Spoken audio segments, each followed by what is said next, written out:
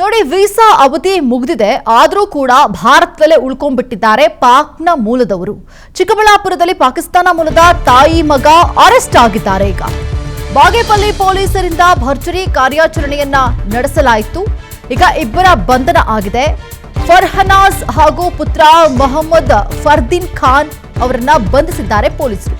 ಚಿಕ್ಕಬಳ್ಳಾಪುರದ ದಾಸಗಾರೇಪಲ್ಲಿ ಎಂಬಲ್ಲಿ ವಾಸವಾಗಿದ್ರು ಈ ಆರೋಪಿಗಳು. ಪಾಕಿಸ್ತಾನದ ಪೌರತ್ವವನ್ನ ಹೊಂದಿರುವಂತಹ ಈ ತಾಯಿ ಮತ್ತೆ ಮಗ ಅಂತ ಹೇಳಿ ಈಗ ಪೊಲೀಸರು ಮಾಹಿತಿಯನ್ನ ಕೊಡ್ತಾ ಇದ್ದಾರೆ. ಭಾರತದ ಪೌರತ್ವವಿಲ್ಲದೆ ರೇಷನ್ ಕಾರ್ಡ್ ಇದೆ, ಆಧಾರ್ ಕಾರ್ಡ್, ಮತದಾರರ ಗುರುತಿನ ಚೀಟಿಯನ್ನ ಪಡೆದಿದ್ದಾರೆ ಅನ್ನುವಂತಹ ಶಂಕೆಯನ್ನ ವ್ಯಕ್ತಪಡಿಸ್ತಾ ಇದ್ದಾರೆ.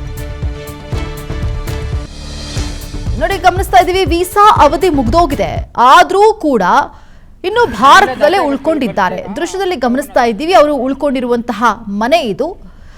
ಹಾಗಾದ್ರೆ ಇವರಿಗೆ ರೇಷನ್ ಕಾರ್ಡ್ ಇರಬಹುದಾ ಅಥವಾ ವೋಟರ್ ID ಇದೆಯಾ, ಇದೆಲ್ಲದರ ಬಗ್ಗೆ ಈಗ ಅನುಮಾನ ವ್ಯಕ್ತವಾಗ್ತಾ ಇದೆ. ಇರಬಹುದು ಅಂತ ಕೂಡ ಪೊಲೀಸರು ಅನುಮಾನವನ್ನು ವ್ಯಕ್ತಪಡಿಸ್ತಾ ಇದ್ದಾರೆ. ಫರ್ಹನಾಜ್ ಹಾಗೂ ಮೊಹಮ್ಮದ್ ಅಂತ ಹೇಳಿ ತಾಯಿ ಮತ್ತೆ ಮಗ ಇಬ್ರು ಕೂಡ ಇಲ್ಲೇ ಉಳ್ಕೊಂಡಿದ್ದಾರೆ. ಪೌರತ್ವದ ಅವಧಿ ಒಂದಿಷ್ಟು ಅಂತ ಇರುತ್ತೆ, ಬಟ್ ಅದು ಮುಗ್ದೋಗಿದೆ, ಆದರೂ ಕೂಡ ಭಾರತದಲ್ಲಿ ಉಳ್ಕೊಂಡಿದ್ದಾರೆ ಅಂತಂದ್ರೆ ನಮ್ಮಲ್ಲೇ ಯಾರೋ ಸಪೋರ್ಟ್ ಇದ್ದಾರೆ ಅನ್ನುವಂತಹ ಅನುಮಾನ ಕೂಡ ವ್ಯಕ್ತವಾಗ್ತಾ ಇದೆ.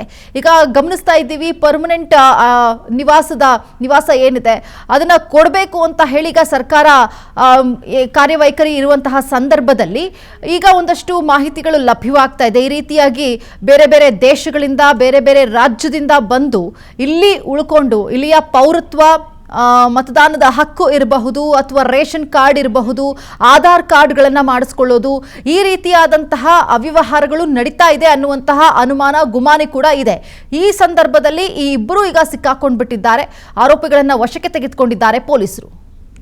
ಇದರ ಬಗ್ಗೆ ಮತ್ತಷ್ಟು ಮಾಹಿತಿನ ಕೊಡ್ತಾರೆ ರಂಜನ್. ಈಗ ಫೋನಲ್ಲಿ ಕನೆಕ್ಟ್ ಆಗಿದ್ದಾರೆ ಪ್ರತಿನಿಧಿ ರಂಜನ್. ನಾವು ಗಮನಿಸ್ತಾ ಇದ್ದೀವಿ, SIR ಪ್ರಕ್ರಿಯೆ ಒಂದು ಕಡೆ ನಡೀತಾ ಇದೆ, ಮತ್ತೊಂದು ಕಡೆ ಪರ್ಮನೆಂಟ್ ಅಡ್ರೆಸ್ಗೆ ಸಂಬಂಧಪಟ್ಟಂತಹ ಒಂದಷ್ಟು ಪ್ರಕ್ರಿಯೆಗಳು ನಡೀತಾ ಇದೆ.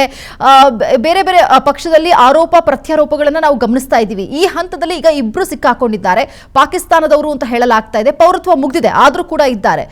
ಹೇಗೆ ಇದು ಸಾಧ್ಯ ಆಯಿತು, ಡೀಟೇಲ್ಸ್ ಕೊಡೋದಾದ್ರೆ?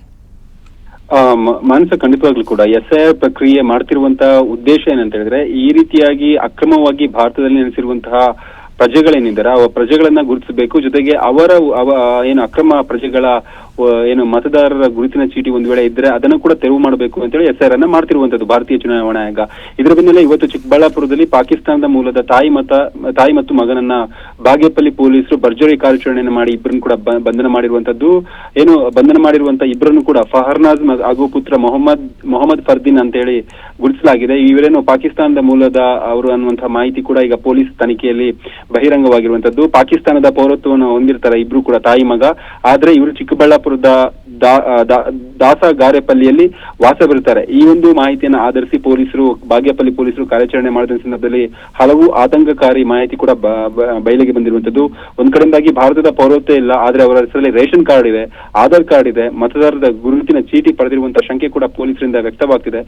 ಇದೆಲ್ಲ ಹೇಗೆ ಸಾಧ್ಯ ಆಯಿತು ಅನ್ನುವಂತ ನಿಟ್ಟಿನಲ್ಲಿ ಕೂಡ ಬಾಗೇಪಲ್ಲಿ ಪೊಲೀಸರು ಹಲವು ಆಯಾಮಗಳಲ್ಲಿ ತನಿಖೆಯನ್ನು ಮಾಡ್ತಿರುವಂತದ್ದು. ಒಂದ್ ಕಡೆಯಿಂದಾಗಿ ನೀವು ಭಾರತೀಯ ಪೌರತ್ವ ಇಲ್ಲದೆ ರೇಷನ್ ಕಾರ್ಡ್, ಆಧಾರ್ ಕಾರ್ಡ್, ಮತದಾರರ ಗುರುತಿನ ಚೀಟಿ ಹೇಗೆ ಪಡೆದ್ರಿ ಅನ್ನುವಂತಹ ಒಂದು ಆಯಾಮದಲ್ಲೂ ಕೂಡ ಪೊಲೀಸರು ತನಿಖೆಯನ್ನ ಮಾಡ್ತಿದ್ದಾರೆ. ಯಾಕಂತ ಹೇಳಿದ್ರೆ ಭಾರತದ ಪೌರತ್ವ ಇಲ್ಲದೆ ನೇರವಾಗಿ ಪಾಕಿಸ್ತಾನದ ಪ್ರಜೆಗೆ ರೇಷನ್ ಕಾರ್ಡ್ ಅಥವಾ ಆಧಾರ್ ಕಾರ್ಡ್ ಅಥವಾ ಮತದಾರರ ಗುರುತಿನ ಚೀಟಿ ಸಿಗುತ್ತೆ ಅಂತ ಹೇಳಿದ್ರೆ ಇದು ಒಂದು ಹಂತದಲ್ಲಿ ಭಾರತದ ಆಡಳಿತ ವ್ಯವಸ್ಥೆ ಮೇಲೆ ನೇರವಾಗಿ ಪ್ರಶ್ನೆಯನ್ನ ಹಾಕುವಂತ ಕೆಲಸ ಕೂಡ ಆಗುತ್ತೆ. ಈಗಾಗಲೇ ಪೊಲೀಸರು ಇಬ್ಬರನ್ನು ಕೂಡ ಬಂಧಿಸಿ ಅವರ ಹತ್ರ ವಿಚಾರಣೆ ಕೂಡ ಮಾಡ್ತಿರುವಂತದ್ದು.